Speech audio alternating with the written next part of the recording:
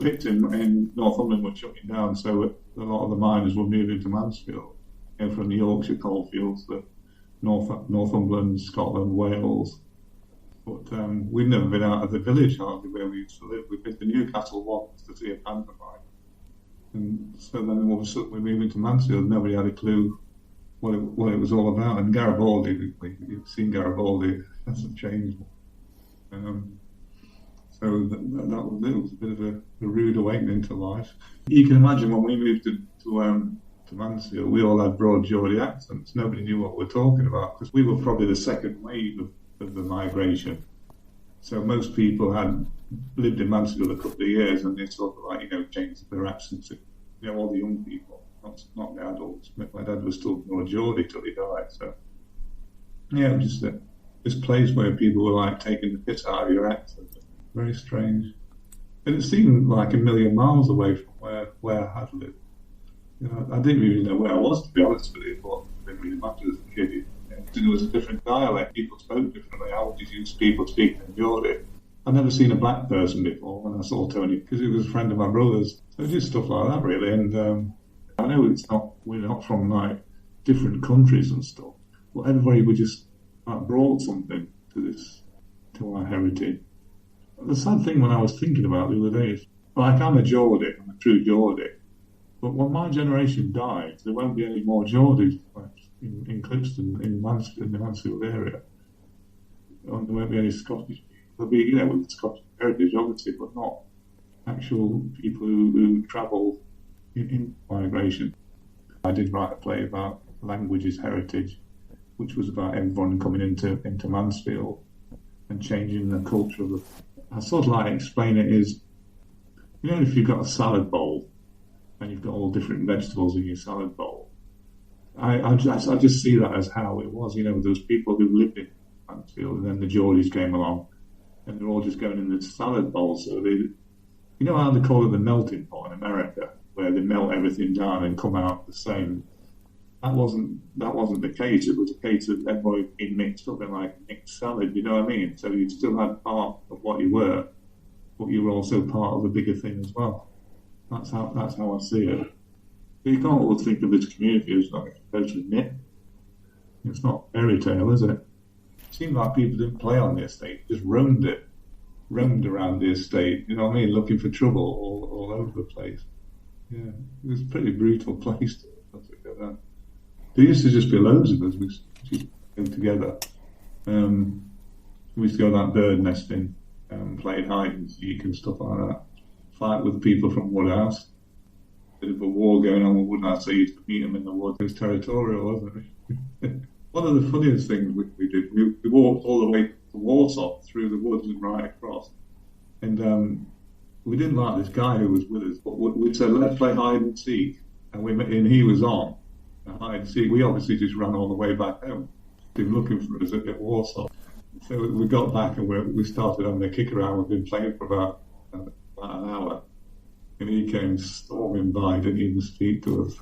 Especially in the school holidays, he used to go out in the morning and come back at that tea time absolutely starving because he's not had any lunch. There used to be loads of us all. There's no worry about being, like people are nowadays. It was just, loads. I'm on about 20 to 30 people we used to be. It was just funny when I had my 60th birthday a couple of years ago. Well, it was actually my 61st birthday, but I counted as my 60th because of COVID and stuff. And all the same guys came along to that, so we were all together again. So we've got a strong friendship. Even though, we don't see each other very often, when we do get together, it's really strong. Yeah.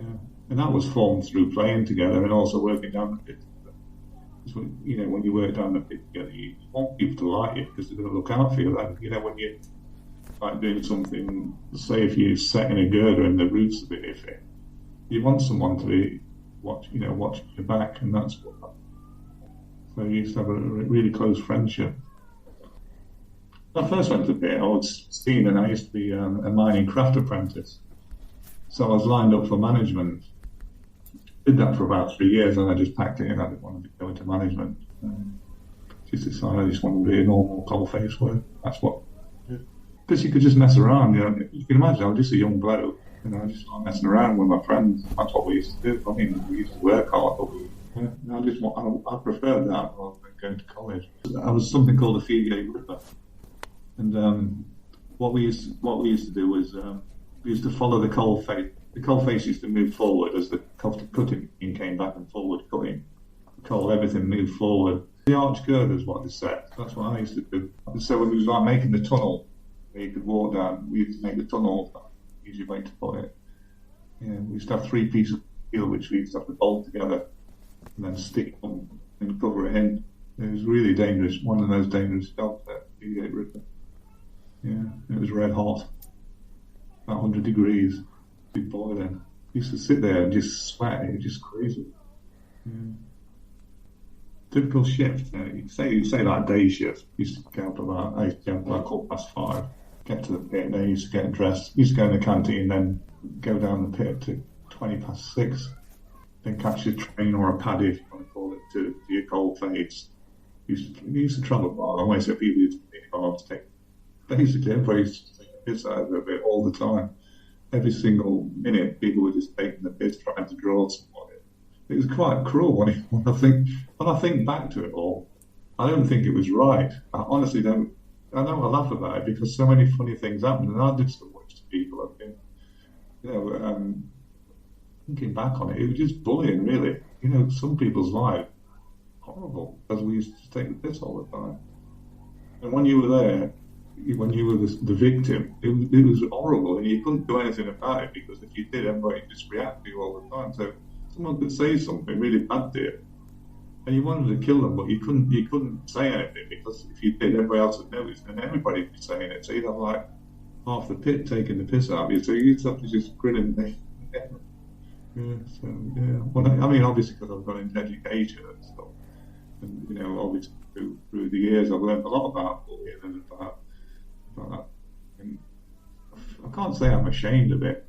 Well, I am ashamed of it. But, people talk about camaraderie. I think words of camaraderie, friendship, and I did have some great friends. There were some people there who the camaraderie were just like I said, it was just bullying. It wasn't beneficial thing of both parties. It was always one person had the power and the other person who struggled. And I sometimes question that. When people say, "Do you know all the camaraderie?" And I just say, "What?" In one of my plays, actually, there's a line in it which says they're talking to someone who wasn't very well received underground, and someone says to him, "Do you remember all the camaraderie?" And he went, "Oh, what do you mean the piss take?" So you had to be really clever. Someone took the mick out of you. You wanted to get them back. And I used to be terrible. I'd even wait like a year before I could get them back. I'd just wait all the time. I wouldn't just try and get them back straight away. I would just wait. Yeah.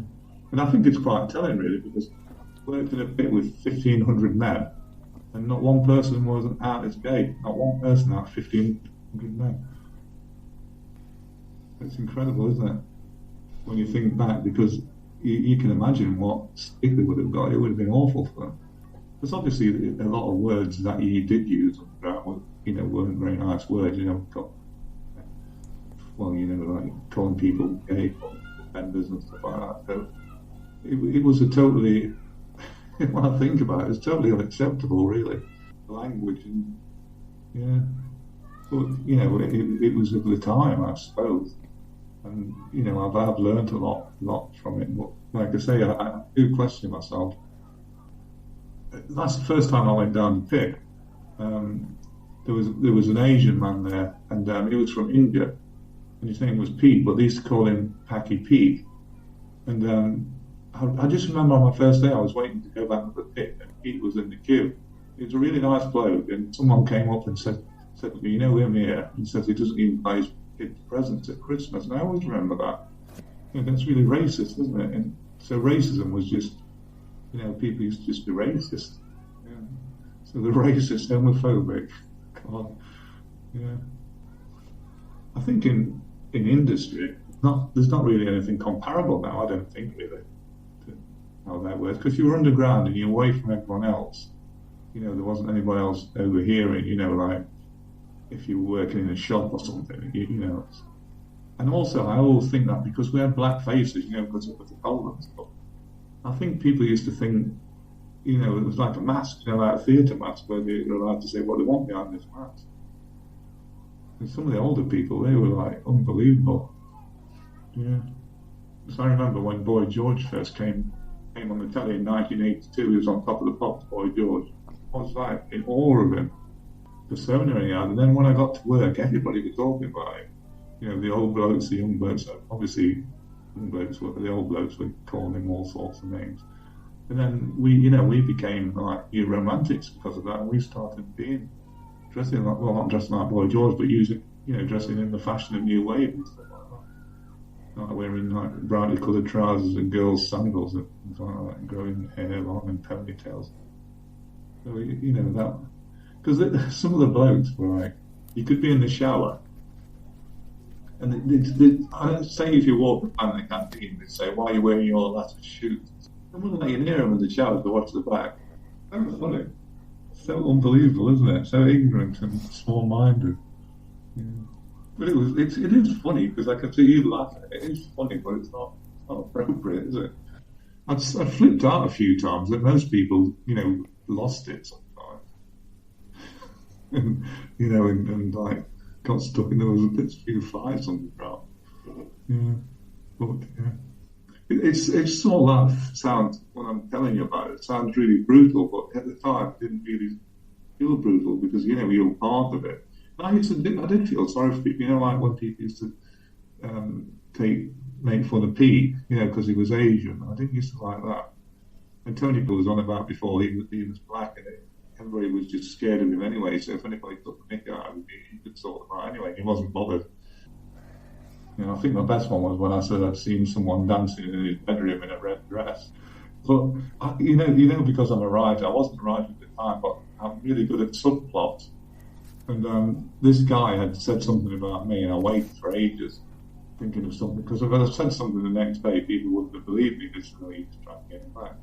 And I just waited for ages and ages, and I used to feed little bits out about this guy. And then one day I cannot believe it. I said, when I was coming back from the welfare last night, I said, I just rounded the corner around this guy's house, and I said I could see him in his bedroom, wearing his mum's red dress, dancing around. People believe me, and then because I'm so convinced.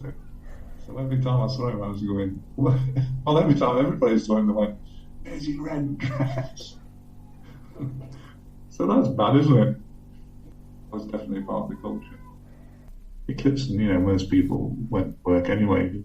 Well, not at first, but in the end they did. There was quite a bit of conflict. People used to really leave each other alone, really. Someone was on strike, they wouldn't bother about other people. You'd go on the picket line, just call you and stuff like that, but there was no, say if you were just in the shop or like that, you just say, oh, stuff like that.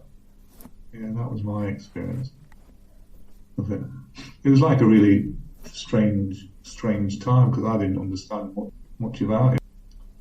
I think the group of miners who I belong to, that generation, mostly, we were looking outwards from, all our mortgages outside the village. We went on foreign holidays and stuff.